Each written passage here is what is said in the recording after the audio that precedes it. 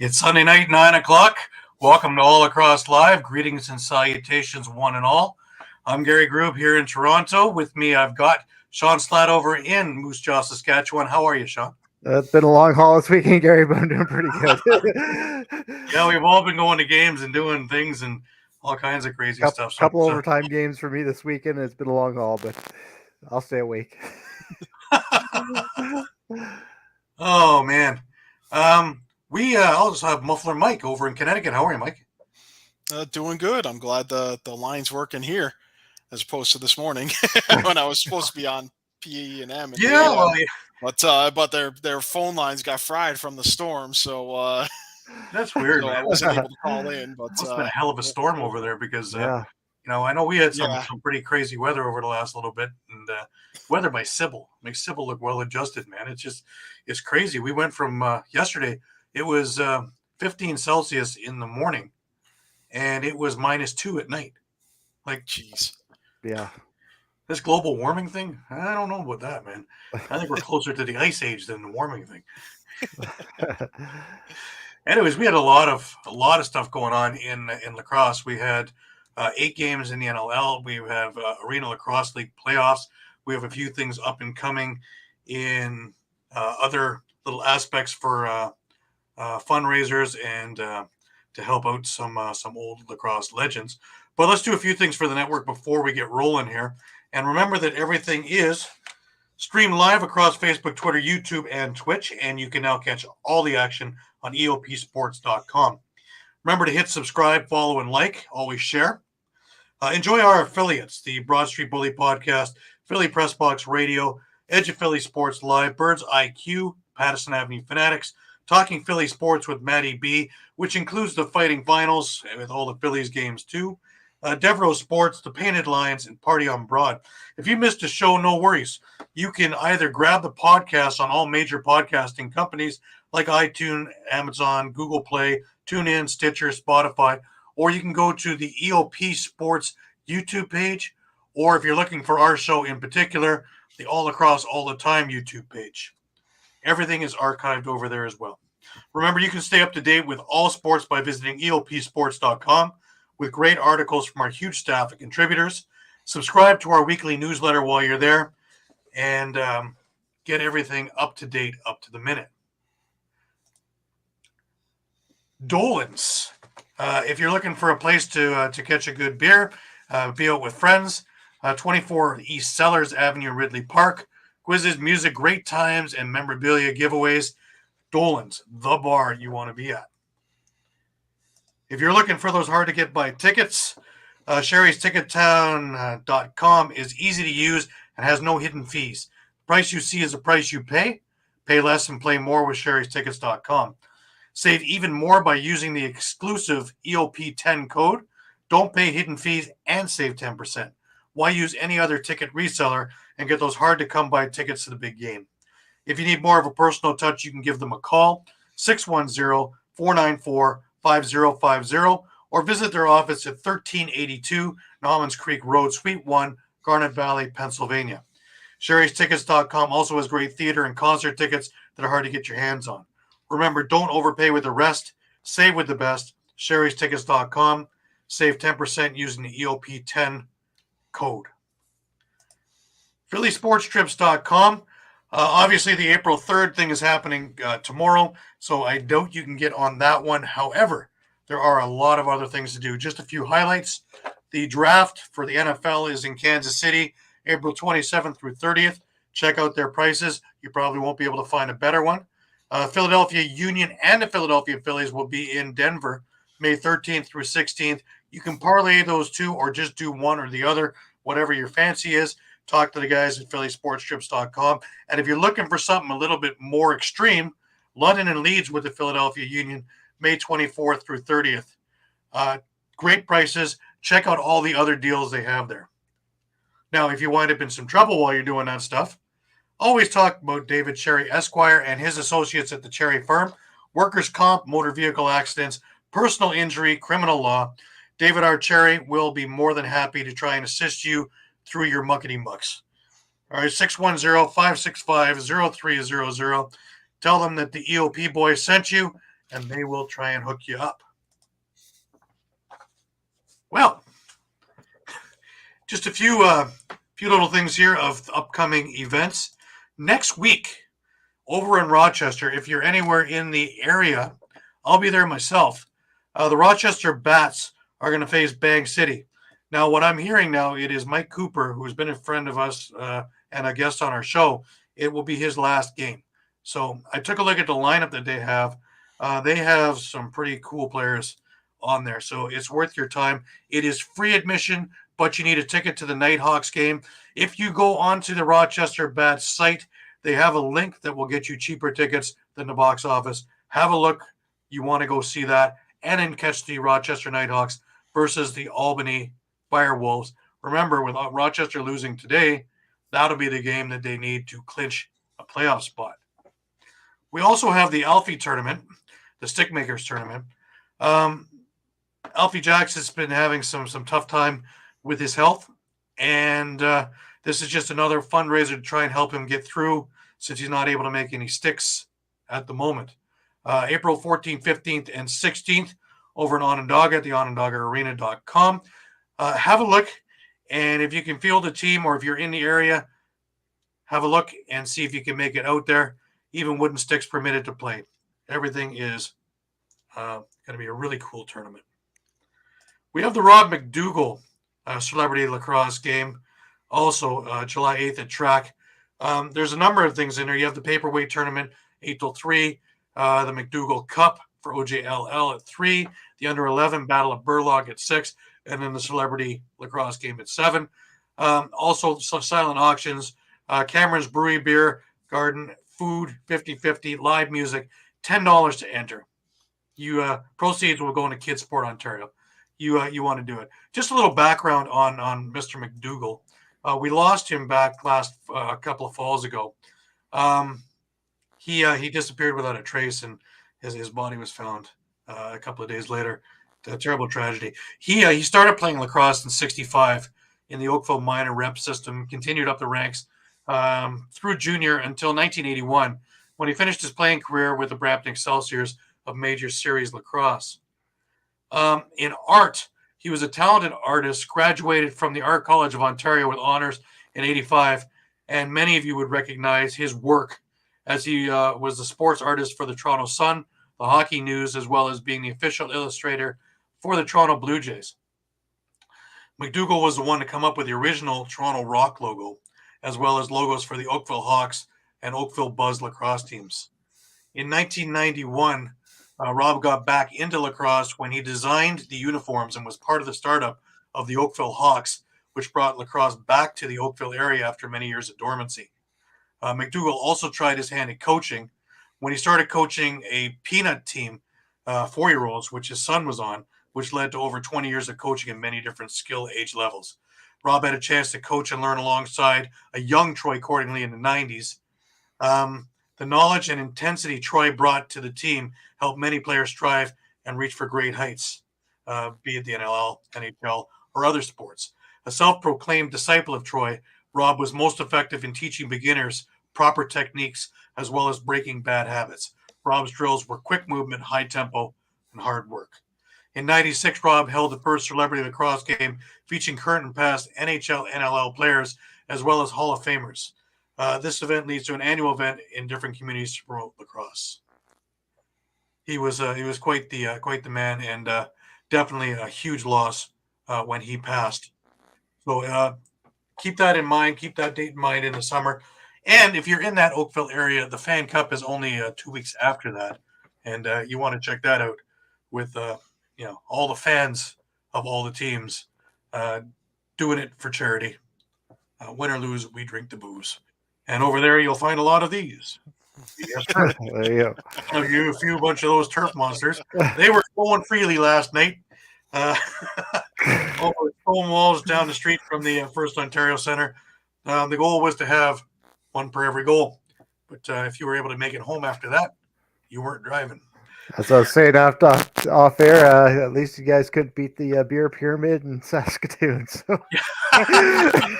Yeah, well, we didn't have anybody to knock her down, but that would only be the drunks trying to get to the bathroom. But Unbelievable. Talk about an absolute surprise. But for us and for the Bandits fans. But anyways, able to catch a cool T-shirt too. Excellent. Nice. But it was Bobble Fist Night over there, and of course had to get one of these little bad boys, which just another one to agree with me here. There's not many, and then of course the fists go too. First one of those I've got. So in Billy goes with the rest of the bobblehead collection. So a few bits of business here. We know last week San Diego did clinch their playoff spot. And Calgary, even though they lost to San Diego, they clinched their spot due to a couple of other irregularities in the West that we'll get into. Happy birthday to Nate Wade. Now, here's an interesting one, guys. Jonathan Donville's recorded 57 assists in 14 games in his rookie season. He's on pace for 73. That would be the NLL record for most assists in a rookie season, breaking Jeff Teat's record from last season. Now, that's pretty good company, eh? Wow. Isn't that something? Yeah. Figure if he gets that, it's a lock for Rookie of the Year right there. Oh, absolutely. yeah, for sure. Absolutely. So, As though I don't think he'll already be that one. Yeah. No, yeah. It's funny because everybody who talks about it always leaves Nick Rose out of the goalie of the year conversation. I think last night would have put an exclamation point on that. 100%, yeah. He's had a great year, and he held the Bandits to 7 goals, and he just shut them down. Whenever they did get through that stifling defense, absolutely he was a rock, pardon the pun. A few things, though. Chase Fraser wasn't in the lineup. He joins Token Anacoke and Dylan Robinson on the injured reserve list. There was no details really on his relapse because he just got back in the lineup. So, but if anybody wondered about whether that move Toronto made from Toronto to Hamilton was of any significance, well, last night there was 13,127 in that arena. Now that's not only the biggest crowd of the year, but that's the biggest crowd they've had in 10 years. So, if you don't think Hamilton's embracing lacrosse, let alone a lot of people going from the West and from the East to join over there, you're mistaken. It looks like it was a home run hit by Jamie. Unfortunately, with the renovations going to First Ontario Center, I'm hearing rumors they're going to Mississauga, which is better for people like me. But I don't think they want to go too far out of that zone there because for the last couple of years, it's just been increasing. So they don't want to ruin what they built. So for all those things that they're going to go east or they're going to go further west, I don't see that happening. But there hasn't been any announcements, a lot of speculation, a lot of rumors. But I'm sure we'll find out after the playoffs when they're looking for their home. Crazy, though, eh? Could be up to 2 years. Because it's going to be an entire overhaul of that building. Of course, once it's done, they still have a few years left in their agreement with First Ontario. And the Toronto Rock are the ones that have the hammer in this one. They can renew if they liked the 5-year plan there. So it looks like it's going to be a long stay over there in Hamilton. And if it's a state-of-the-art building, because it's in dire need. This was a good building over in the early 80s. It's been a long time and a long time in coming to get everything up to snuff, including an HD scoreboard there. It's after being a Scotiabank Arena or Air Canada Centre or whatever you want to call it for so many years and seeing the state-of-the-art stuff in there. And then every time You get spoiled a bit. a little bit, yeah. Yeah. I made the Jumbotron last night. A couple of times. Yeah. As somebody put down when I put down an article. So I on the Jumbotron. Hey, that's great. Awesome. Anyways, a few milestones. Jay Thornburg had 1,800 loose balls now in his career. Connor Sellers, 400 loose balls. Riley O'Connor, 400 loose balls. Now, last week when Angus Goodleaf came in relief, he got over the 2,000 minutes played for his career. Fantastic. Ben McIntosh got over 500 career points. Connor Fields, 200 career points. Ryan Benesh, I was looking for this last week, but I finally found some graphics for it for his 1,200 career points. Robert Church with 400 career assists. Keegan Ball with 200 career assists. Riley Lowen with 200 career assists. Reed Bowering with 400 loose balls. And something that just came down this afternoon that Shawn posted was that the Philadelphia Wings have signed Brock Sorensen to a 1-year deal. So Brock is coming back to the NLL. Hopefully it's for that Philadelphia playoff run, but that's still up in the air. And, of course, it's becoming clear as mud, the playoff picture. Well, I'll give Mike credit for that one.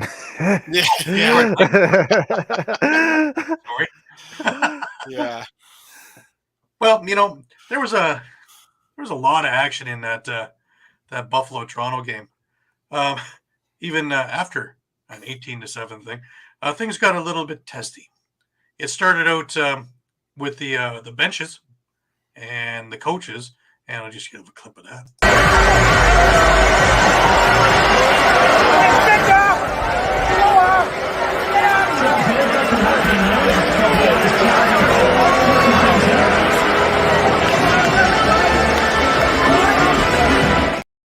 Now, if you see Chugger's face there, he was just saying, try the fondue.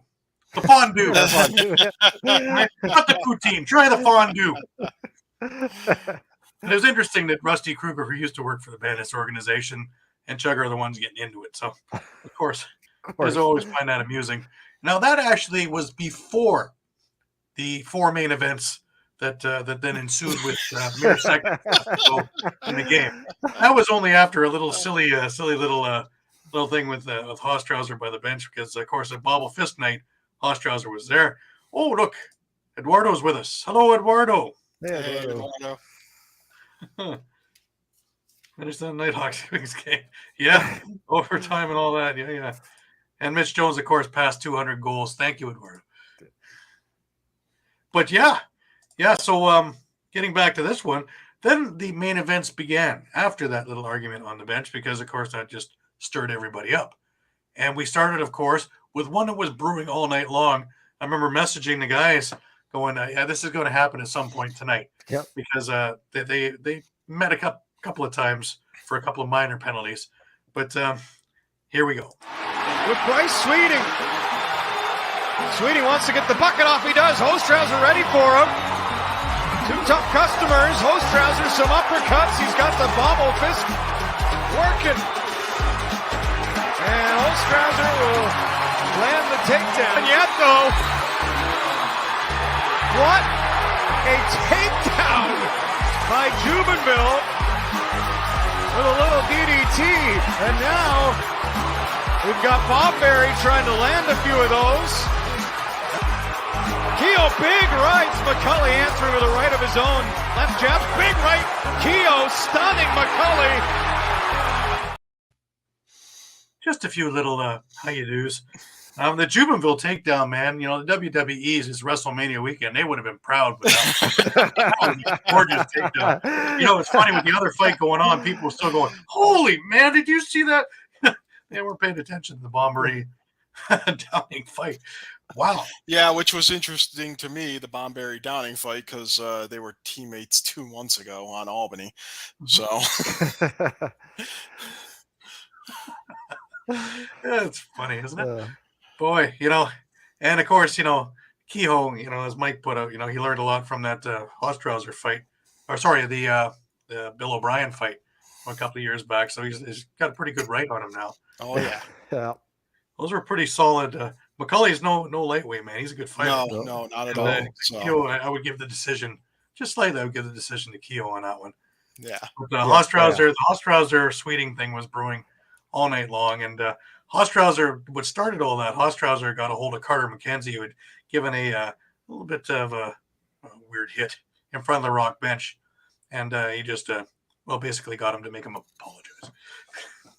And the rest is I don't know. I think maybe it might have been brewing before that with his with that shot he took on Rogers up against the boards.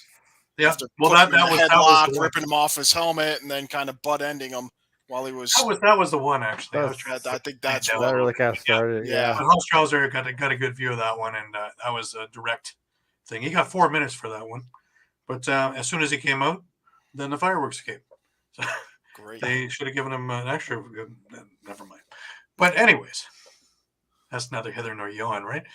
I want to get to the ALL before we do anything here because, well, we got some weird stuff going on. The playoffs started this weekend, and the original game Saturday was at the Rock facility, and it was the Toronto Monarchs against the Peterborough Timbermen, and of course that's 1 versus 8. And what you would expect is that the Monarchs would easily dispose of the Timbermen, and off we go. However, yes, the Monarchs did win. Was it a disposal? Well, it was a 16-11 victory. Was it ever in any doubt? Not really. But for a team that was so depleted throughout the year with 14 men gone to PBLA and other things, they played with their hearts on their sleeves all year long, different lineups all the time. And credit to Derek Croak and Ray Dance for the job that they did putting together that Peterborough team this year. Obviously, Toronto is the favorite to win. They have been the class of the league for the last number of weeks. And when we get into the next couple of things, you'll see exactly why. Jordan Dance has been an absolute stud all year for Toronto, and he was the first star in this game. 4 goals, 6 assists, 10 points altogether. The second star of this game was Bailey Brown, who was the goaltender for Toronto. 36 saves on 47 shots. He had a stellar game. The third star of that game was the Timbermen's Riley Curtis, who had 4 goals and 4 assists, and a definite bright spark for the future for that team. Over to today, we started getting strange stuff. Over at the Brampton Memorial Arena, the 1 o'clock game had the number 3 Oshawa Outlaws against the number 6 Six Nations Snipers. And bizarre. Six Nations jumped out to a 5-0 lead, which once again chased Deacon Knott out of the nets. That's 2 games in a row that Deacon got chased. Because if you remember last week in the makeup game, he got chased when Brampton hit, I think, 7 in a row or something, like 6 in a row. But to Oshawa's credit, they made a game of it. They tied it up in the second. About the 5-minute mark was 7-7. Six Nations came back with 2 quick goals at the end of that quarter to make it 9-7 at the half.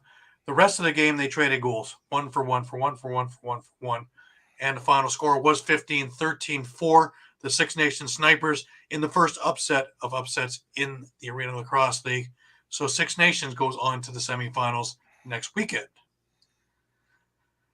The 4:30 game was the Paris River Wolves against the Whitby Steelhawks. Now, this is 4 versus 5, but the records were not like this. They were like this. The difference was that the last couple of weeks, Paris has been on the rise. They've won their last couple of weeks, and we're looking pretty good. They've been molding and gelling as a team. And Whitby has had a rough ride. They've had some good games and not so good games. In this game, it's Paris wound up overcoming and winning 18-17 in overtime. This game was just amazing to watch, especially in the fourth. At one point, Paris was up 15-13. Whitby made a comeback with 16-15 for Whitby. Paris tied it up. Whitby actually had the lead 17-16 with just under a minute to go. A set play out of a timeout had the goalie pulled a little bit far to try and play the shooter. A pass to a player behind the net who dove from behind the net, putting it in to tie the game up, sending it to overtime. Matt Bissonneau for Whitby was lights out in face-offs all game long. In overtime, in the one face-off they had, he wasn't. But it went on for a little bit. Both goalies made a couple of saves. But at 1:44 in the overtime, Andy Campbell already had a really great game for Paris. Converted a Marley Angus pass and Paris goes on to the semifinals. If Marley Angus sounds familiar to people in my area, he is on the Toronto Rock practice squad. And just to show you the games that these guys had, well, Marley Angus had a goal and 6 assists. Andy Campbell, 3 goals and 3 assists, including the all-important overtime goal. For Whitby, Devin Pfeiffer, 4 goals, 6 assists. Liam Osborne, 6 goals, 1 assist. Trent Boyd, 3 goals, 2 assists. These are all names you're going to hear in the very, very near future. We have one more game going at the moment, and it is Brampton versus Oswego. When we checked it last, Oswego was leading. However, they're just starting the third quarter, and Brampton is up 9-7. Once again, you're talking about 2 versus 7. Oswego, another team that has had trouble fielding a team all year, so much so having only 9 runners in one of their games, has something like 17 runners in this game. They are stacked and have Gal Abrams in net. So they have overcome. So they're going to give Brampton a run for their money. Brampton is a really good team, however, and with guys like Ryan Campbell, Zach Sunderland, Gage Board, Penn Eistrad, this is going to be a dogfight and a half. For us weekend so far, Chris Atwood should be familiar to any MSL people. He's had a hell of a game. 5 goals so far to date. He's been the majority of the Oswego offense. Well, guys, that brings us to NLL, doesn't it? Sure does. Indeed. Welcome. Well, just to stop me from yapping, I want to start out with, maybe we'll start out with the Vegas-Colorado game. Sure.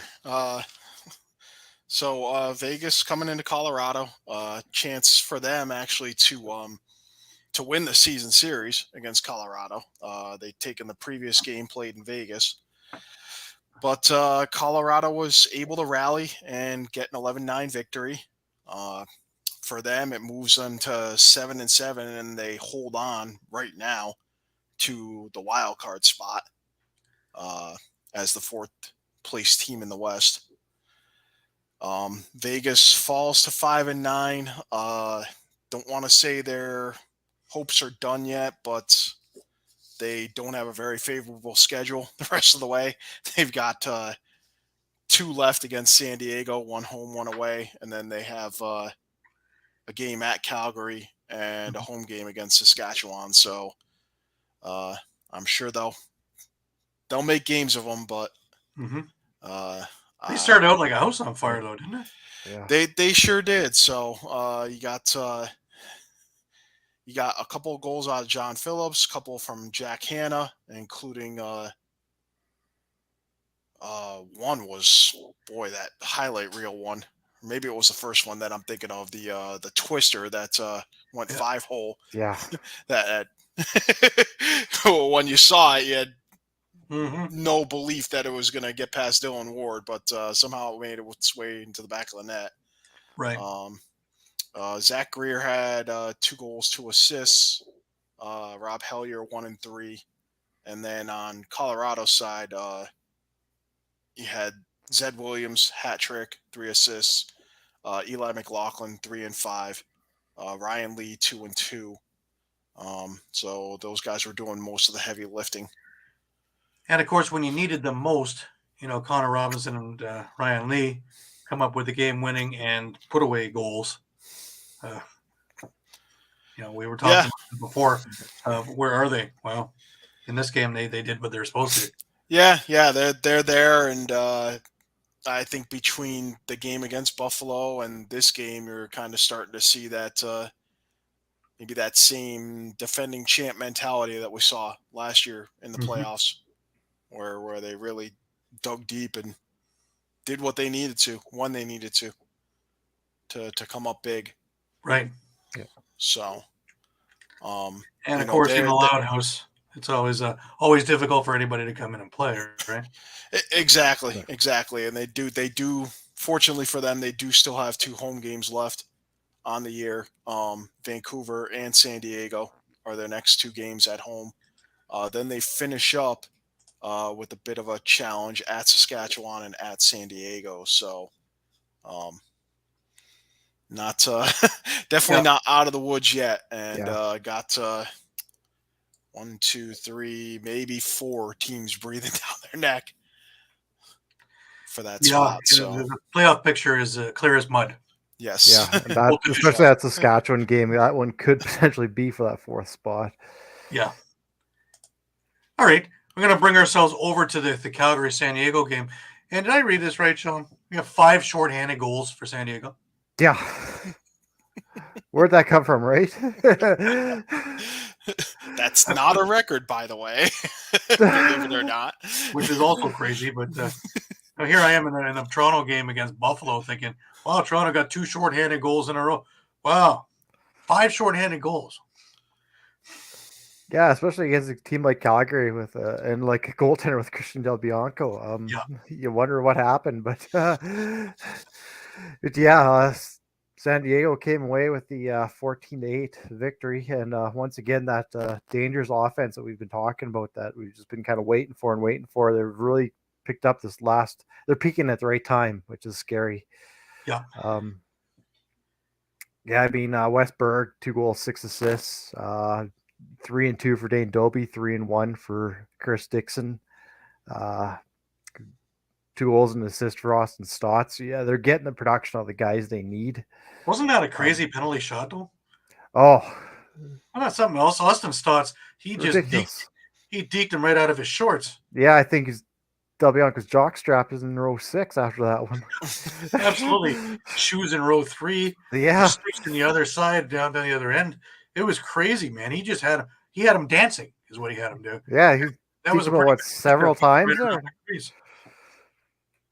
To have the wherewithal to know exactly where your feet are, to do that dance around the crease like Stotts did, is incredible.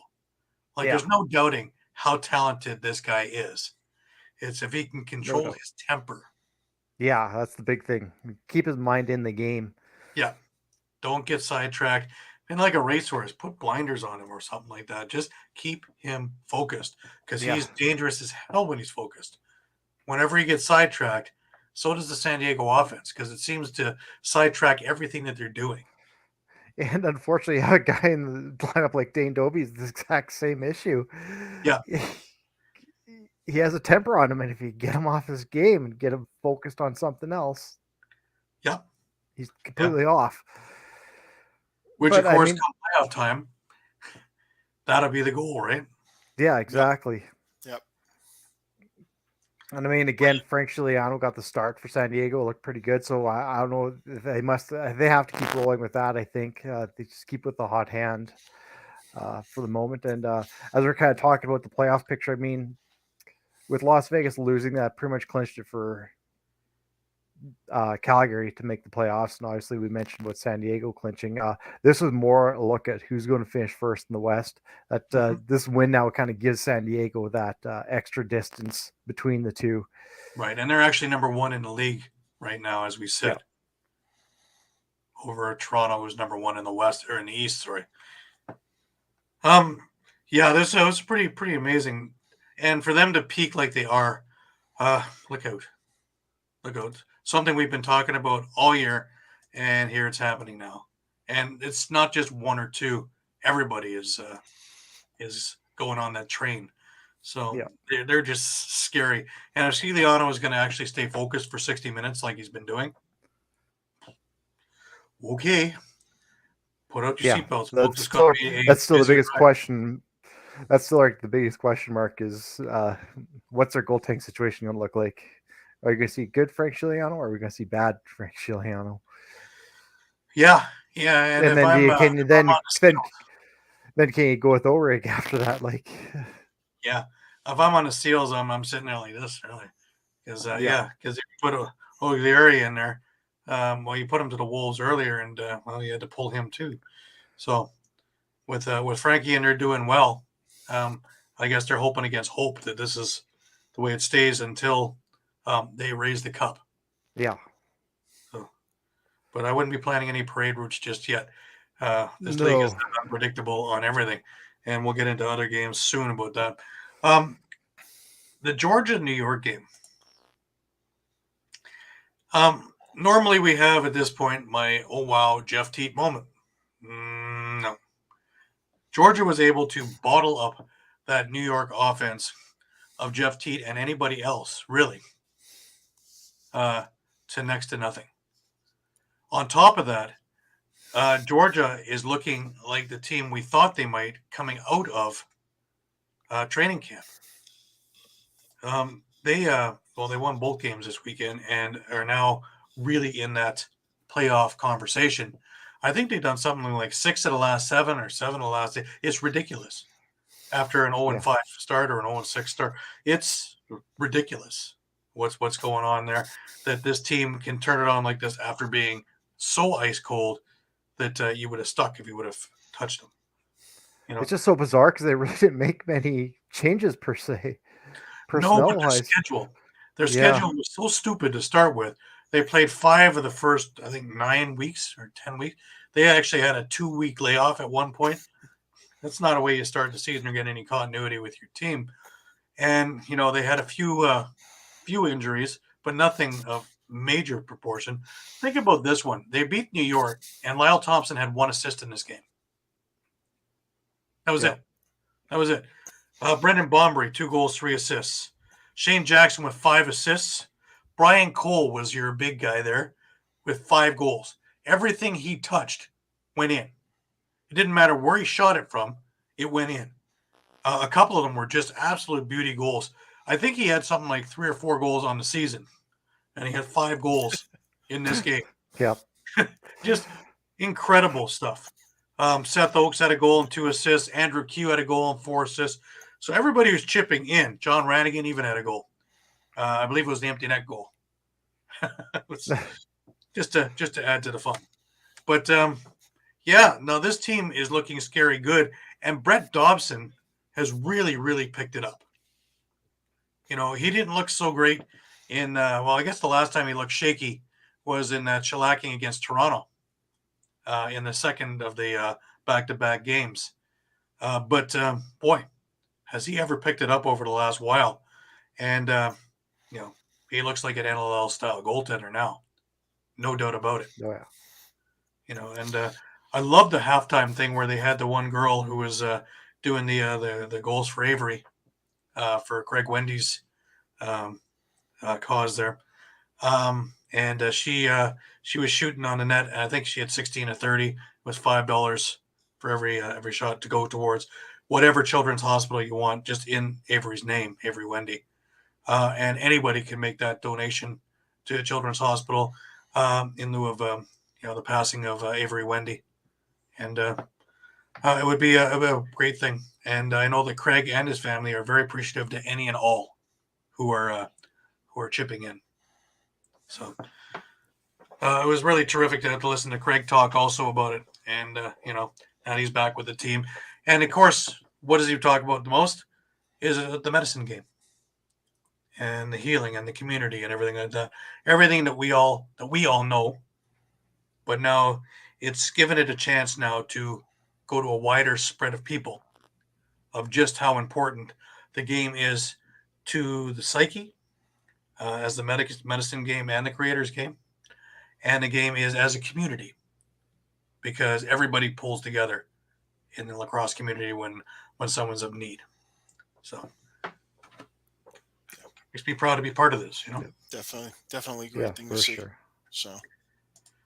So Georgia comes across with a big win there, and we go over to Saturday, where we have more fun.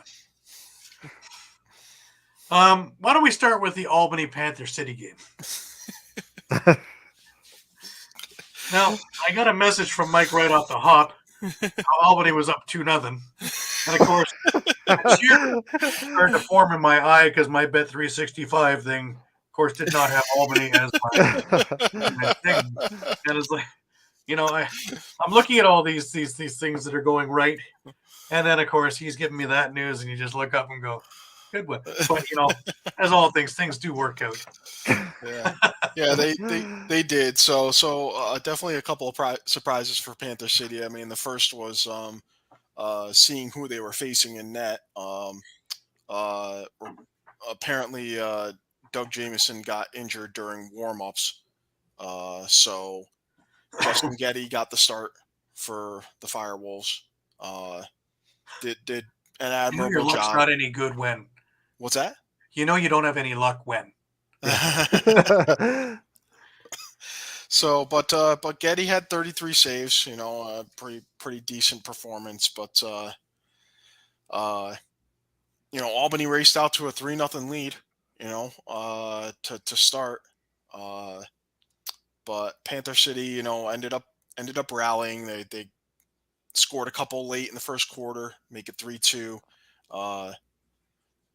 Connor Kelly opens the second quarter, makes it 4-2 Albany, and then Panther City pretty much goes on a run. They score the last 4 in the second quarter, open the third quarter with a score, a few more goals traded, and then Panther City just goes on another run. And definitely got to see a little more distribution with Panther City this time around. Will Malcolm, 2 goals, 2 assists. Callum Crawford didn't have any goals, but dished out 4 assists. So maybe he's kind of moving a little more toward the mentor-ish role rather than, right. Hey, I need to have the ball in my hand and make all the plays. He knows he's got a lot of good playmakers around him.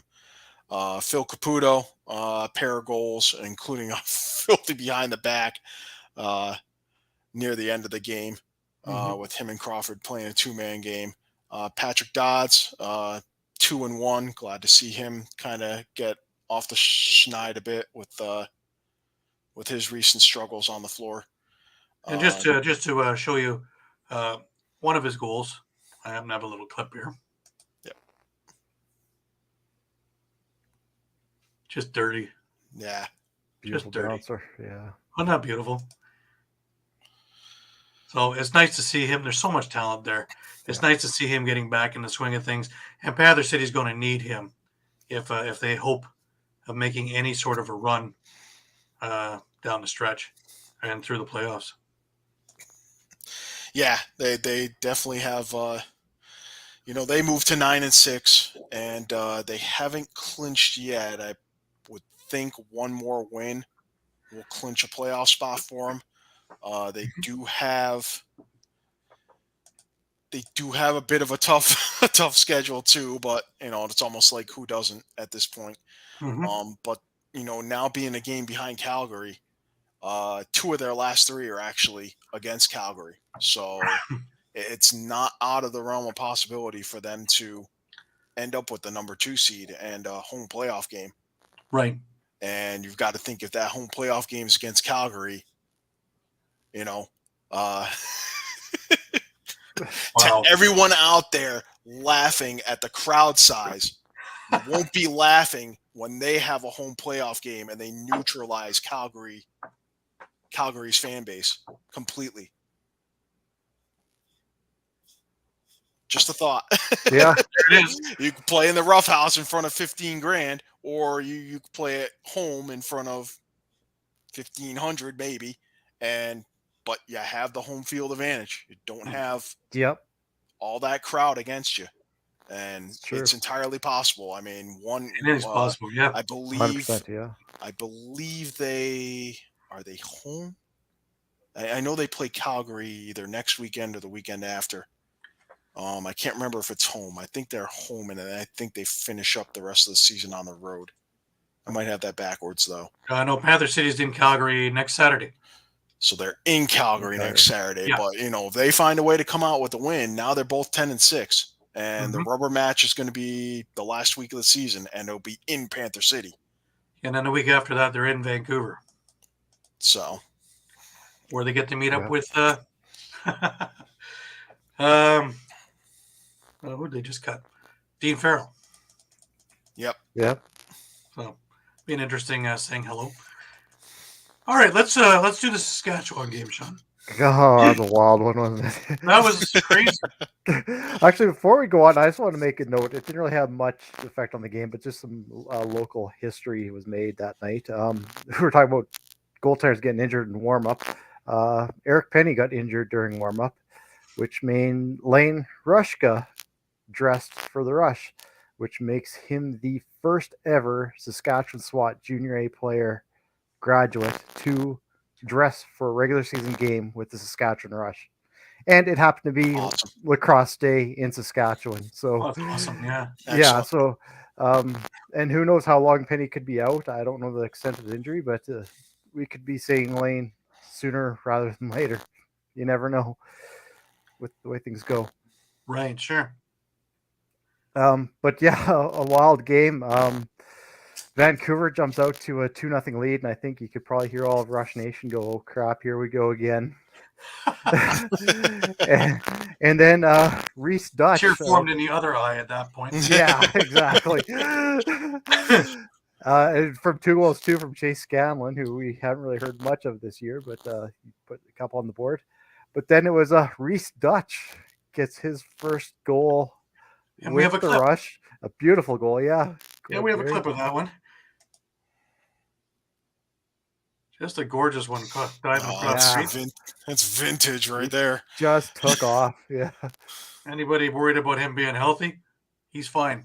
Yeah. Pretty awesome. And I mean, he's really starting to look comfortable in this offense, which is good to see. Definitely. But then, yeah, Rush with 34 seconds left in the first. Robert Church ties her up.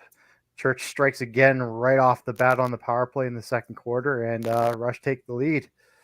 And a couple goals from Vancouver, but then Rush take a 4-goal run with Littner, Matthews, a couple from Matthews and Keenan. And then your Rush are ahead by 3. Steph Charbonneau, I believe they said it was his first goal of the season, gets on the board with 48 seconds left in the half, and Rush still held a 2-goal lead. Kyle Killen, 30 seconds into the third quarter, brings it within 1, but then Rush again going another 3-goal lead. Their offense is starting to kind of click again. Ryan Barnable, I know it was a long wait for the Rush fans to get him on the field, but he's really showing what he's got, especially on transition. Matthews and Church had huge games. Make it 10-6. Clark Walter then scored in the fourth to make it 11-6. They're up by 5 and looking pretty good. I was driving home from Hamilton. I looked at that score going, okay, this is cool. This looking is good. pretty good. And then the wheels fell off. Kyle Killen scored. Then Riley Lowen made it a 3-goal game. And then they pulled bold with just over 3 minutes left to get the extra attacker. Killen scores. 2-goal game. Pull bold again for the extra attacker. Ryan Martell scores. 1-goal game. Pull bold again for another extra attacker. With a minute 19 left, Riley Lowen scores. We're tied up. So we go to extra time. Free Lacrosse. And 2 minutes and 6 seconds into overtime, Mark Matthews finds Robert Church down Main Street. That the defender draped all over him, but he got the shot away. Beat Bold for the game winner. And actually, Church at the end of the game, I think, Gary, you have the clip. He talked a little bit about how that goal kind of panned out. Yeah, here it is. Yeah, we've been kind of running that like early back pick off the bench for a while now, and it's been open a few times. John scored on it last time we played these guys. We tried it a few times, but yeah, it worked well. I was open for about 3 seconds. Mark said he was laughing by the time he threw me the ball because I had my stick swinging and screaming at him as loud as I could. But yeah, no, it was awesome. We got open and we scored a shot. We gave up a few goals late in the fourth, and credit to our guys. Like, we've been kind of down on ourselves lately with the way we've been playing, but we stayed positive on the bench the whole game, and it kind of paid off. Coming in the fourth quarter overtime, we were still confident that we were going to pull it off. Yeah, can't put it any better than that now, can we? Nope. And yeah, as you mentioned, a huge win for the Rush just for the fact, it kills that 5-game losing skid they've been on.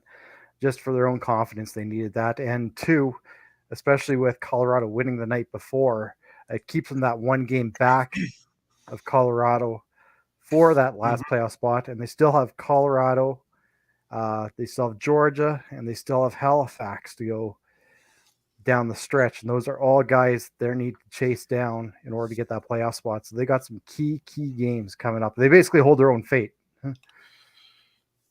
Mm-hmm. Well, let's struggle on over to Toronto, or at least Hamilton. The Bandits came into town, and of course, whenever they come into town, they bring their entourage in as well. So we had a lot of orange over there in the crowd, at least for a while. It didn't last long. If you ever had a game plan work to perfection, this was the night it happened. A lot of the times when Toronto and Buffalo get together, Buffalo is the aggressive ones. Toronto is usually on their heels, and Toronto is usually coming from behind. This game, Toronto was aggressive. Buffalo was on their heels. And, they got Matt Vince before Matt Vince could get settled into being Matt Vince. Corey Small opened up the game with just 56 seconds in. Latrell Harris, then off a beautiful long lead pass from Brad Cree, went in all alone and scored a couple of minutes in. Challen Rogers with an absolute howitzer. It's nice to see he's fully healthy. Absolute howitzer. And it was 3-0, and we weren't 3 minutes into this game. Dan Craig makes it 4-0. Corey Small scores again. It's 5-0. Dan Craig scores again. It's 6-0. You're wondering, where's Buffalo? Josh Jubenville, again, in transition off of Latrell Harris pass. Jubenville had a game of games as a rock transition guy. It was 7-0 Toronto.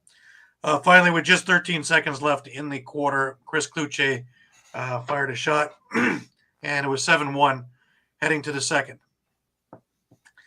Cue the Buffalo comeback, yes? Josh Byrne, bang, power play goal with an absolute short side laser. About a minute and a half later, the identical play, the identical shot, the identical result. Josh Byrne with a short side laser. And we're at 7-3. And, of course, everybody in Toronto goes, uh-oh, we've seen this one before. Brandon Slate scores, makes it 8-3. Kyle Buchanan, just an absolute slippery move. Man, he did a beautiful turn and in alone on Nick Rose and made no mistake. And it was 8-4. Now Toronto takes over. Corey Small, who had a night of nights, 5 goals, 5 assists for Corey. He scored off a Stephen Keogh feed, 9-4. Schreiber, he had a big night also, 4 goals, 5 assists. He got his first of the night. Dane Smith, we haven't heard much of him, but on the power play, just absolutely, he's not going to miss this one. Just blasted one in. But Corey Small again on the power play, and it's 11-5 at the half.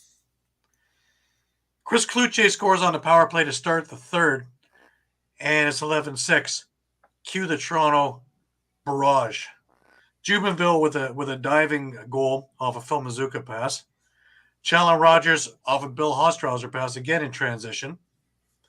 Corey Small off a Latrell Harris pass, also in transition.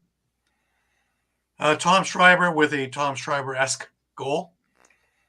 And then all of a sudden, Buffalo gets a goal back with Dalton Solver. And again, he's not going to miss this kind of shot in alone. Dan Craig scores with 1 second left. It was actually 0.9 seconds left in the quarter, just to put a dagger in the heart. And it's 16-7, and I can barely see any orange in that arena. 13,127. Fourth quarter was more of a let's wind the time down, because it was funny because when Toronto was up 15-6 and there was still 8 minutes left in the third, I'm thinking there's still a lot of time left in this game, man. There's still 23 minutes left in this game. Either Toronto's going to score 30 or Buffalo's coming back. So, I'm for my sake and my health, I'm kind of petered out a little bit. Both goals in the fourth came from Tom Schreiber. Both were beauty goals. Both were Tom Schreiber-esque goals. Then, of course, tempers had already gotten a little bit chippy throughout the game. Then, of course, it boiled over, and we saw the clips of the bench, and we saw the clips of the 4 main bouts. And, of course, the one we didn't get where Ostrowser got 4 minutes. Cornering off Carter McKenzie after he did cheap shot Challen Rogers. But it is what it is. But 18-7 is your final. Again, if anybody is talking about somebody else for goalie of the year, after looking at this game, Nick Rose needs to be goalie of the year this year. He is by and far and away. He's got the best goals against. He's been the most consistent. He's played every minute, except with the exception of the last 3 or 4 minutes per game in garbage time, including this game when things were getting rough. First thing was Rose was out and Holochuk was in. Let's put in a 6'3" mobile goalie just in case. And, when you take a look at the stats, I don't think there's anybody better than Nick Rose and that consistent. So for everybody who's talking about his inconsistencies or he doesn't move, you take a look at the stats. I don't think there's anybody in the league who has had more games under 10 goals than Rose this year. So that's me on my pulpit. Oh, it's a good one. So I pushed for it last year, and Matt Vince won again. But I just you look at the two head to head, and Vince got pulled twice last night. Of course, once after the 7th goal went in, he came back in midway through the second, and he got pulled again to start the 4th. Devlin Shanahan did well. He got thrown to the fire. And on the one that really stood out to me was Buffalo was called for a legal substitution inside the last 2 minutes of the game. Challen Rogers took the penalty shot. And he tried to do what Austin Stotts did, and he's really good at it also, dancing around the crease, digging out of your shorts. And Shanahan did not bite, made the save, looked good at it too. So did a few things beat him that maybe shouldn't have? Yeah, he's new. He's getting in. He's getting the feel of it. Will he be a good goalie in this league? Yes, he will. Yeah. Yes, he will. He was solid in relief of Vince. And in a game that went absolutely sideways,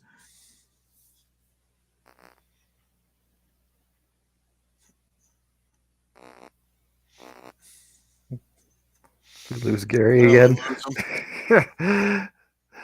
It just wouldn't be a Sunday without losing seconds.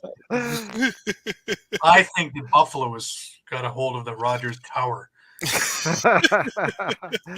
I was gonna say it's revenge for you actually winning. Yeah. 365 this week. Yeah.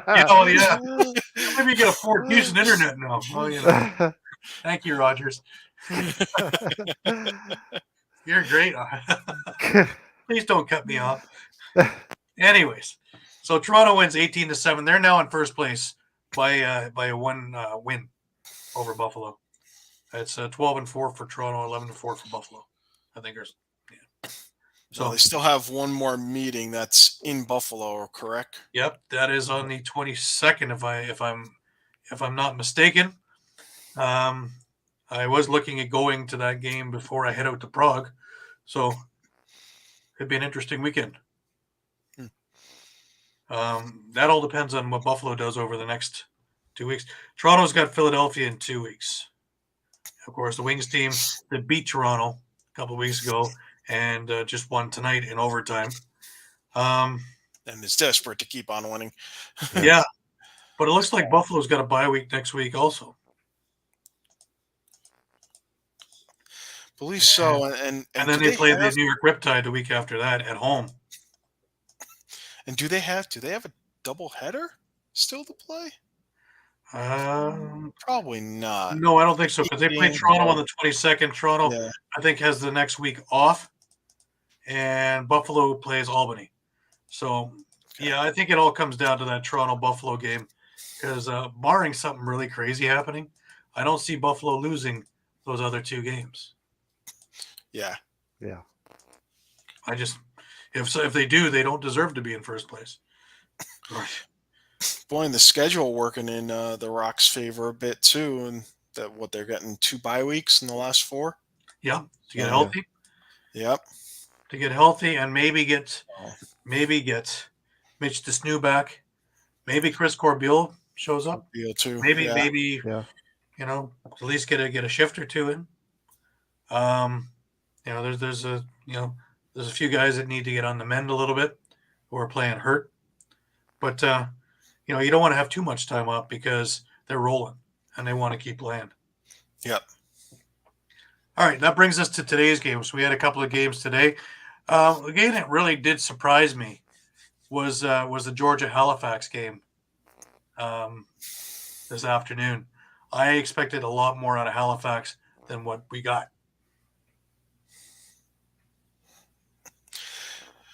Yeah, especially being at home, I would think.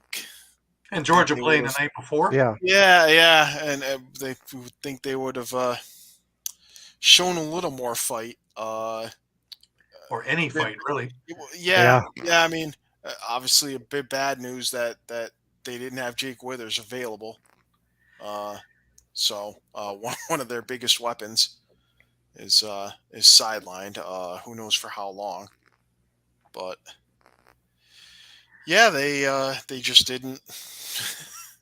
They didn't show up today, and right from the word go, really. Yeah. Like Jameson got the first goal, but after that, by the time they got back in the game, it was over. It was 7-1. 7. Yeah, I was gonna say 7-1. Midway through the second, it's 7-1. Yeah, That's an awful big hole to dig out. Just ask the people in Buffalo. Yep. Honestly, I thought it'd be the other way around, and I'm talking. So I'm elated. Got it, Yeah, but again, dominating win, and getting hot getting hot at the right time. I mean, we're talking about teams getting hot and getting cold at the right or wrong time. And this is astounding. This Georgia team. Yeah. Georgia. They're coming together. Yeah. So I mean, it's actually 6 of their last 7 they've won after starting 0-7. That's incredible, isn't it? Yeah. Yeah. So and now they're in with this win in Halifax of all places. I believe they play Halifax their last game of the year. And that's actually, I mean, if Georgia wins out, they're actually going to end up with a better record than Halifax. No matter how the rest of Halifax's games turn out, they'll be 10-8. Halifax will be 9-9, and they'll have a series win, and they'll be a game up on them. Now, forgive me if I'm off with my dates. Calgary, back I think it was 2015. It was the third of the Rochester three-peats. Did they not start the year 0-5 or 0-6? And they got hot, just barely made it into the playoffs, ran through the playoffs, and back when they had that silly mini game as the deciding factor, we're 10 minutes away from a cup. Yeah, they were actually 2 minutes away from a cup because they got out to a 2-0 lead in the mini game. I was at the game, and Rochester came back with 3 goals, and they with a couple of seconds left drew up a play, and I think they hit the post, something like that, and it cost them the cup. They started out just like this, Yeah, I was gonna say that would have been 14 because the funny thing is, had they won, that's right, because every 5 years you'd see Calgary with a cup from 2009. 14 they made the finals appearance. 19 they won. Maybe go further than that. Maybe 4. Oh yeah, 04. They were in there. Yeah, that's correct. So yeah, and then 2009, and then they won. 2014 they lost. 2019 they won. So they're right on par, really. So next year. Can we see? Yeah, I was gonna say, can we see them not winning this year, but winning next year? Well, they have all the pieces, right? That's the funny thing. Calgary has all the pieces. They do, and we thought they didn't at the beginning of the year.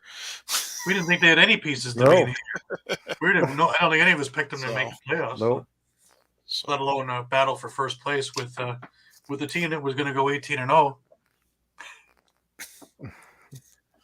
But I go back to Georgia here, and again, the guys who weren't doing anything are doing things. Andrew Q is a mainstay.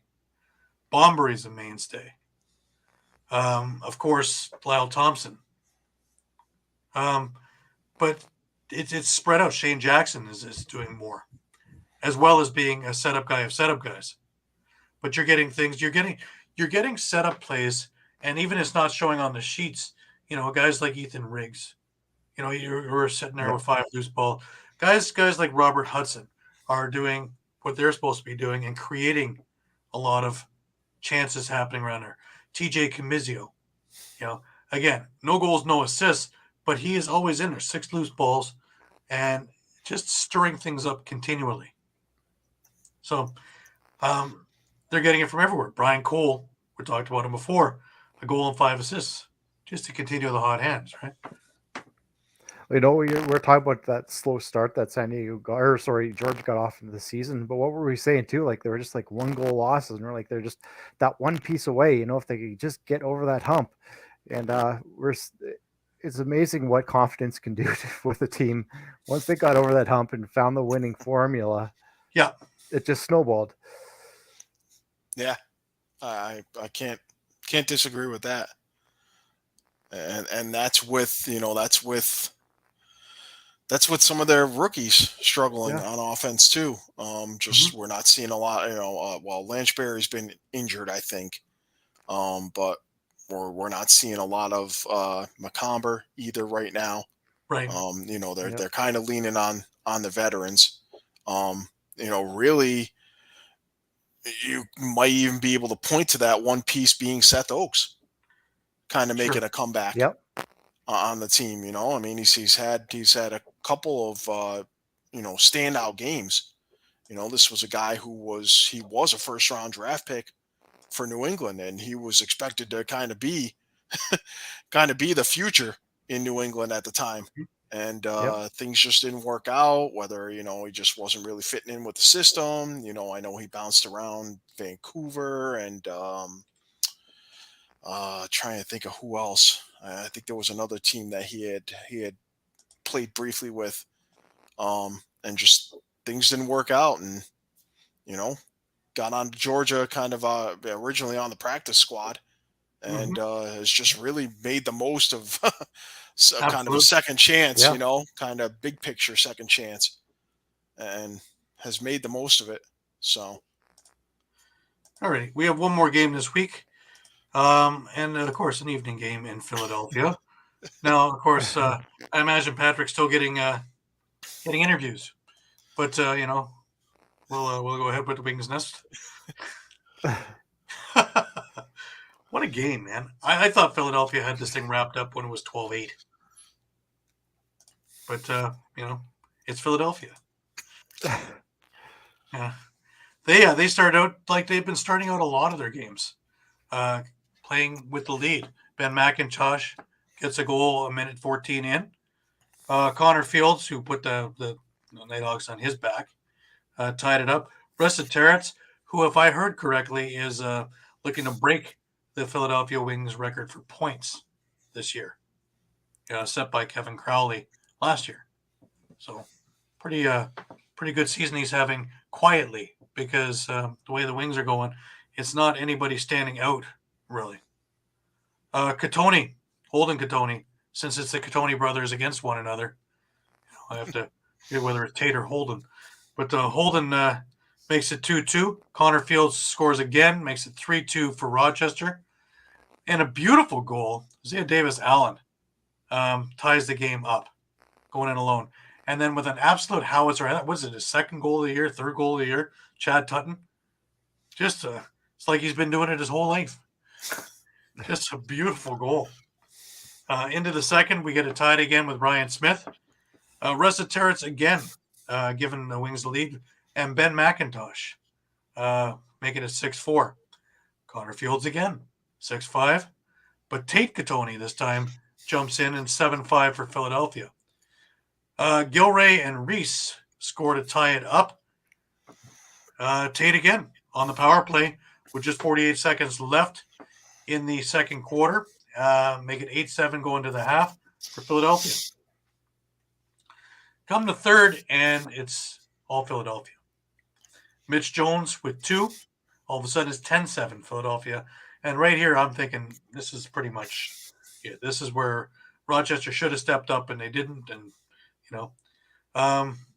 Parker Pfeiffer, again, new from the Arena Lacrosse League, second game in. He's got a goal. It's 10-8. Aressa Terrace again, and it's 11-8 for Philadelphia. Reardon scores on the power play to start the fourth. It's 12-8. And like I told you guys, I thought for sure this was it. Yeah, given their struggles too, with coming out into the second half, where they've most games they've kind of struggled in the third quarter, but the past couple they've come out of the break on fire. So now just they need to find a way to keep the foot on the gas for the full 60. Well, yeah, because they took a break for about 10 or 12 minutes here, and in that time, Rochester scored 5 goals and actually took the lead. Katoni, Austin Hazen, Ryan Smith with another. Again, Connor Fields. Ryan Smith give him the lead with 2 minutes and 25 seconds left, and now I'm thinking, okay, this is done. Take Katoni. 20 seconds later, 15 seconds later, boom, and we're going to overtime. Now, again, we're thinking, Trevor Batiste wins, call up timeout, have the play. These things usually last a minute most anyways. And, of course, it was a weird draw because Batiste didn't look like he won it cleanly, but in that little second that he had possession, they were able to call a timeout. Got their play drawn up, and Hartley made the save. Go the other way, and Higgins makes a save. Go back the other way, Hartley makes a save. Now I'm thinking, remember that, was it the New York Rochester game that went 14 and a half minutes? Yeah. That would put that game past our starting time. So, but Ressa Terrence converts a Mitch Jones pass, 3 minutes 45 seconds into overtime, and Philadelphia comes away with the victory. And Buffalo and Toronto go, see you. We're going to be at the top of the East, and you guys fight amongst yourselves. But great game. Great game for a team that's, you keep counting Philadelphia out, and they keep putting their nose back in going, wait a minute, we're still here.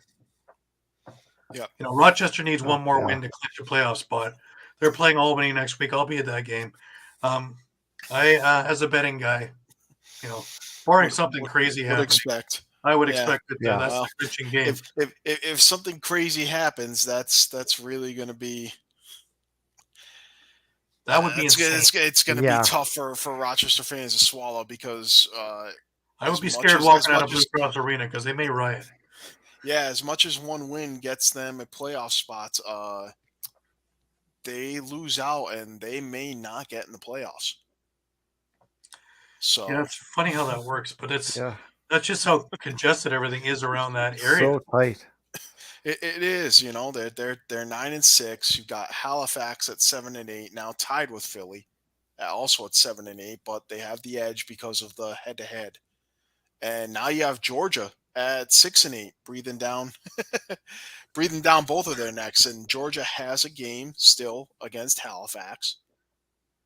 And there's even a couple of crossover games with Halifax and Saskatchewan. Georgia and Saskatchewan. Colorado obviously has to play Saskatchewan as well. Mm-hmm. So I was going to say, don't count with that crossover with Colorado at 7-7 and Saskatchewan at 6-8. Right. Yeah. I mean, so that's it's. Now we also heard about all the trouble that Philly was having with goaltending. Higgins looked good last night or tonight. Higgins looked sharp. He did. He did. After a couple of rocky performances, he looked sharp. I think at this point you just like San Diego's got to go with Chiliano. I think Well, they have to go. There's no way Philadelphia's making a playoff run with Goodleaf. Yeah. You have to Deacon You just Knott have to trust that Higgins, that the good Higgins is going to show up, Yeah. and that your offense is going to get the goals to support him as well. And Deacon Knott, maybe with a summer more of playing MSL and things like that, he'll be ready. But he's showing that he has a few kinks in his game too, that he needs to get fixed. So Philadelphia comes out with this one. Looking at your goal scorers, Ressateras with 4 and 3, Mitch Jones 2 and 5, Tate Katoni. This was the breakout game for him, and he happened to do it probably having Dad in the crowd because Holden and him playing, right? Right. And 3 and 2 for him. Great to see Tate come out with that because he's a good kid and he is a good player. And anybody who has any questions on that one, just take a look at what he did in the Man Cup for Peterborough. And he does all the digging that no one else wants to do. And he's got a good shot on him too. And he'll get into the dirty areas inside. So he's a force. That was a great pickup by Paul Day. Again, a Peterborough guy, right? So yeah. And if anything, I mean, we keep talking about going with hot hands. Paul Day might have to go with him, and even if Matt Rambo's healthy, he might have to consider healthy scratching Matt Rambo. Not be an easy decision. It would not be an easy decision. It definitely would not sit well with Matt Rambo, but also the Philadelphia faithful, because you're sitting down a local guy. And Philadelphia guys, it's local guys. It's gonna hurt, but you got to go with your hot hands. I mean, I agree. I love taking Tony as a player. They need every game, especially if Georgia wins out. Georgia's 10-8. Philadelphia has to have one game on Halifax because they lose the tiebreaker. Right. So, and I'm not even that's not even including I agree with you, Mike. The possibility of the West teams.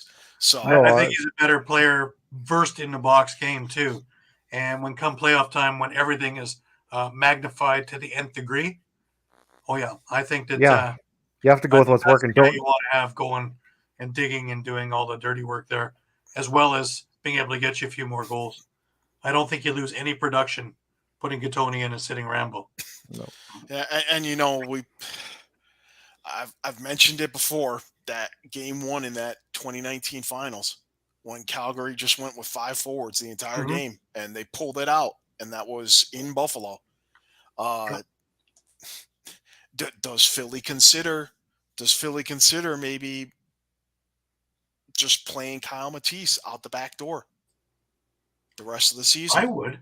You're just going to go. You're going to go 6 forwards. You're going to go Ressateras, McIntosh, Sam LeClaire, right side. You're going to go Mitch Jones, Blaze, and Tate Katoni.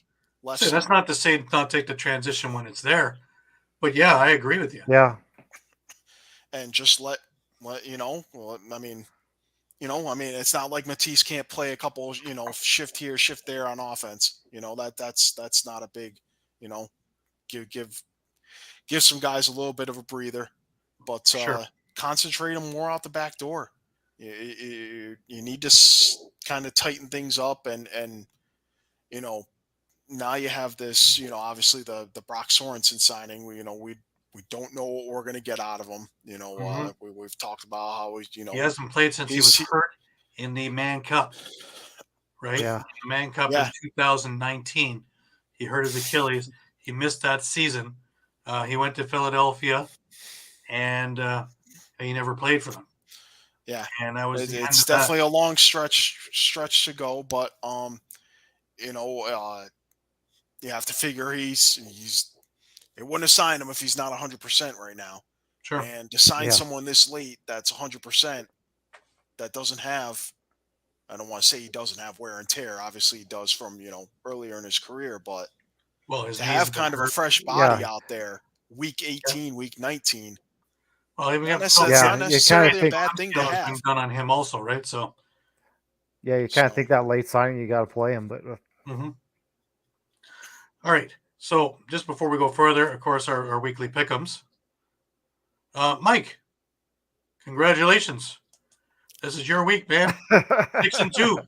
All you people with the Muffler Mike fan clubs, you can wear your T-shirts this week. Wear your hats and wear your buttons, okay? Make sure.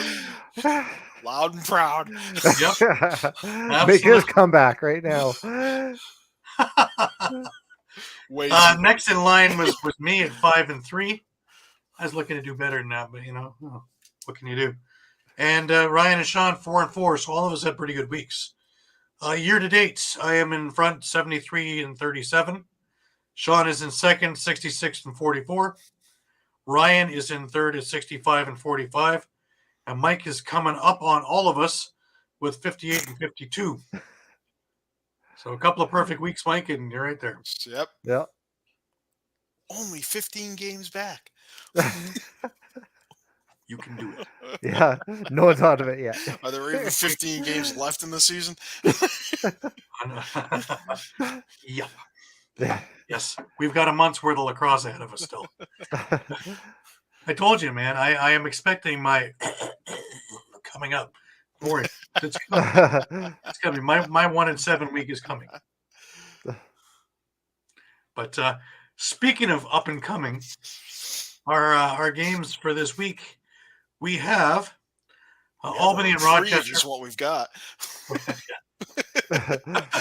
Albany and Rochester, which I will be at because I'll be doing the Bats game in the afternoon. Saskatchewan against Georgia.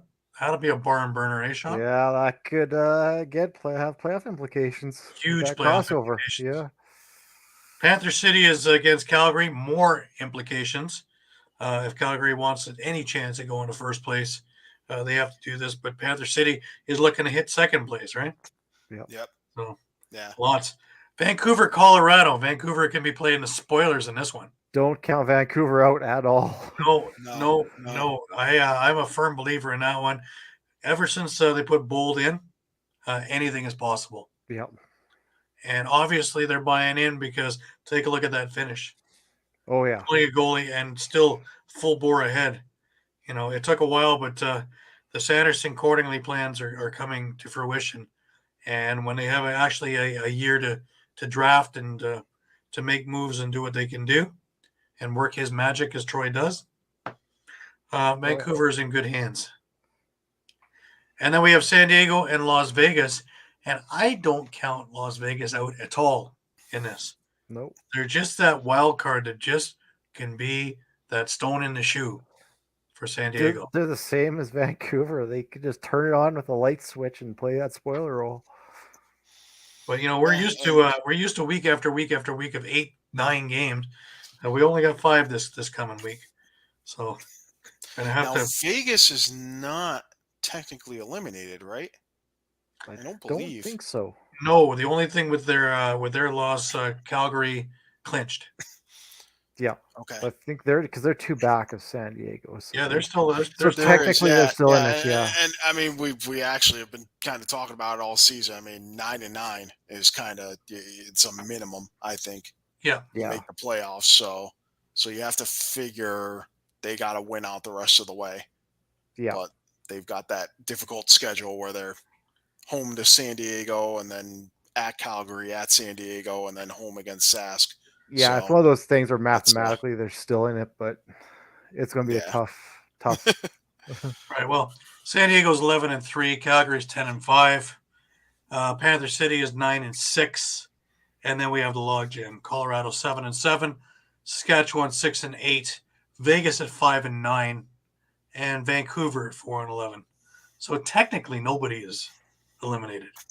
I believe Vancouver. Vancouver is. Yeah. Are they? Yeah. Yeah. The loss to Saskatchewan. They have to be because them. I mean.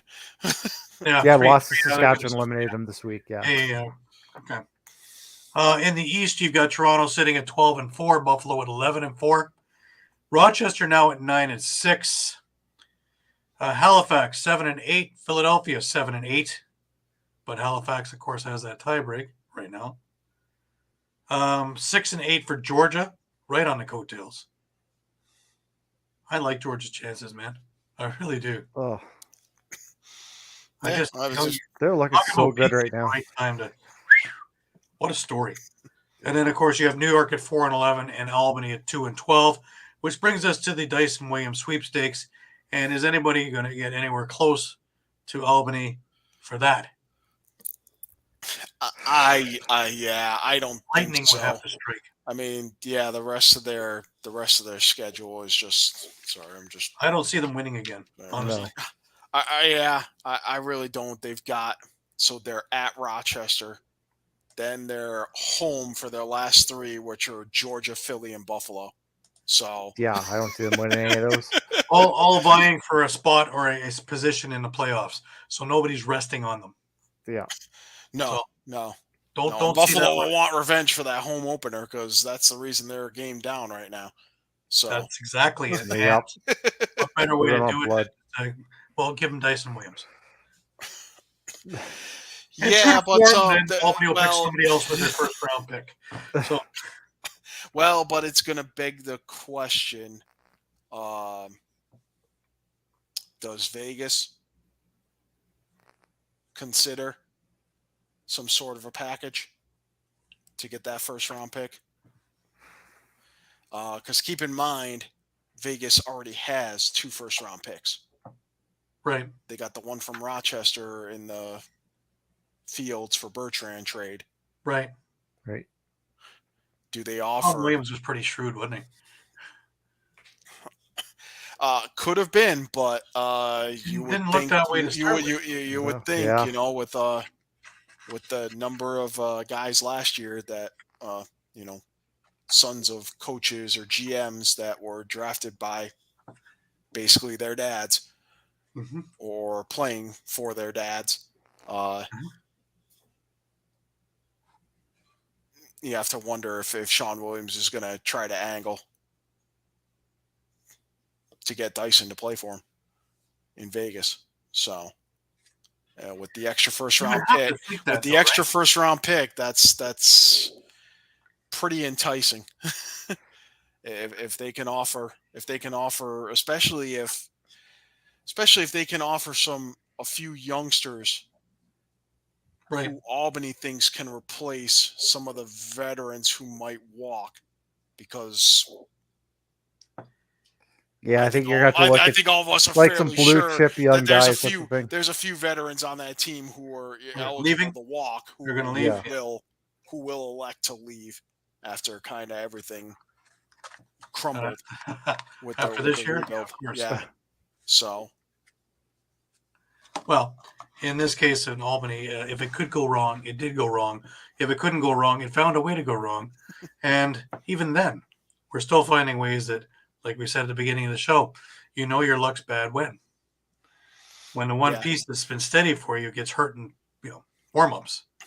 What exactly are you doing in warm-ups? Yeah, but I just feel like when we talked about all the teams that were a possibility for a landing spot a couple weeks ago, Albany always seemed like the one team to me that could get the number 1 pick, but then turn around and deal it away. Right. Any other team, whether if it was Georgia, if it was Vegas, if it was New York or Vancouver, would likely not deal that pick away. So obviously that remains to be seen, but they're definitely in the driver's seat. They have a 2-game cushion on everyone else, if you will, Right. for that pick. But I think it'll be interesting to see, and I've got to think you got to put Las Vegas on the top of any suitors list for a team who might put a package together to try to. Right. Yeah, I think it's the nice thing about Albany is they don't necessarily have to trade the pick, so they're kind of in the driver's seat, like you said. Like, what are you going to offer me? If I don't like it, I don't necessarily have to take it. True. So. Well, I would say that it's going to get pretty interesting. If we have a second, I'm going to see if I can do this. We have Mitch Jones' interview that Patrick had uploaded. Talk amongst yourselves. No, it didn't work like I wanted it to do. Oh man, come on, work. I don't know. Maybe I can get the audio for this one here. This was it. Yeah, 2 goals back to back. What was that like for you? Yeah, I mean, I think we were up 1 at halftime, and we knew, we're in a dogfight. We're in a fight for our playoff lives. A couple of good speeches from some veteran guys in the locker room, and we had to come out and kind of give our best. How's it feel to know that you got a good player? Hey, Mitch, right away, you come out second half, 2 goals back to back. What was that like for you? Yeah, I mean, I think we were up 1 at halftime. Well, it was a quick clip. Hey, Mitch, right away, you come out second half. It was a good question. Excellent. Yeah. But yeah, would have liked to get the clip on, but yeah, not that good at Technical difficulties. technical difficulties. Kind of like the normal interview. Yeah, kind of like the show this morning. Yeah, But I even got up early for it. I was up.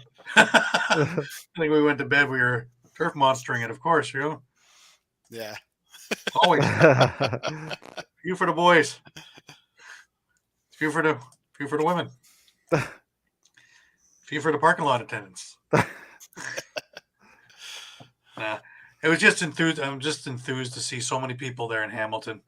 That the 13,000 came out plus, and the next game is against Philadelphia on the 15th, and it is fan appreciation night. So hopefully we get as many people, if not more, out for that game too. And Rock are fighting for the first place, and that building is electric now. It is loud and it's electric. So it's a difficult barn for other teams to come into. Now it's not just the Buffaloes or the Calgarys or the Colorados or the Saskatchewans. Now it's starting to go across the league. Hamilton. I'm not sure. The last time I looked at the attendance over in BC, they weren't too bad over Vancouver. There seemingly, it is a lacrosse crowd, so they understand rebuild. So, but I imagine if they ever get together and can really market to the youth that this is the place you want to be for your party to start, that thing will take off huge downtown Vancouver. One of my good news stories is Georgia. How it's just starting to catch on now. It took them a while, but they're starting to see crowds now, which is great to see. Yeah. So I'll be curious to see the league attendance numbers. Like, of course, they have a few places they need to work on. The Albanys, the Panther Cities, but Rochester also, as I noticed the last time I was there, it's starting to catch on too. Having a winning team doesn't hurt, but again, some of the old fan bases come back. They've gotten some new fan base to go with the new team. And of course, it's the in-game thing. Everything is a lot more exciting and freshened up. So it's definitely worth your time. And believe me, the tickets are in Rochester, from what I'm paying in Toronto, is a song. It's not expensive at all to go to a game in Rochester. And that includes pre and post. You're not going to sell a farm. You can bring the family to the game and not, get a real chink in your budget. So think about it, y'all. If you're close to it, go to it. I brought 12 people to the game last night, and it was colleagues and students and former workers and co-workers, and everybody loved it. They had a great old time and wondered why they hadn't done it before, and are ready to do it again. So, and again, they've seen it on TV, they've seen it on internet, but to see it live and in color, and all the things that go on three-dimensionally in this game is much more interesting, especially the newbies when they're there live. So if you have an opportunity, go out to your local, support your local teams, support your in-the-neighborhood teams. I try and get to as many as I can, which drives my wife nuts. But wait till you see next weekend. But any last words, Shawn Moose Jaw?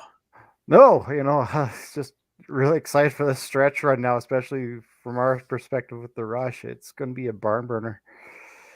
Yeah, it should be really exciting. And looking at those crowds, so real tough place to play, man. And playoff time in Saskatchewan is nuts. Yeah. I'd like a reason to travel back out there again. Playoff run would do it. Mike, any last words? No, same as Shawn. Just looking forward to Saskatchewan? looking forward just to next week's games. A little easier slate on our on our typing hands, but no less important. I mean, every game counts from here on out, and every team seems to have a pretty difficult schedule. So yeah, the schedule makers look like geniuses the way they put this together for fans' sake. And of course, me, I don't have a Toronto game next week, so of course I'll go to Rochester and go cover that. So again, go support your neighborhood towns. But I want to thank everybody again. I want to remind everybody that you can catch us at All Lacrosse all the time on Facebook, on Twitter, as well as on Instagram and YouTube. You can catch more interviews and more clips of fights and other game things on our YouTube page, as well as any of the archive shows that we have. They're all up as well. You can check us out also at eopsports.com/lacrosse, and you will catch everything up to the minute. With everything that's going on now and different signings, come check us out 2-3 times a day. Anytime there's breaking news, reviews, recaps, we will have them up for you at All Lacrosse all the time. So again, I want to thank everybody for taking their time to spend with us every week. Don't forget to come back next Sunday at 9 p.m. Eastern, and we will do this all again. Until then, have a great week, and we'll see you next week.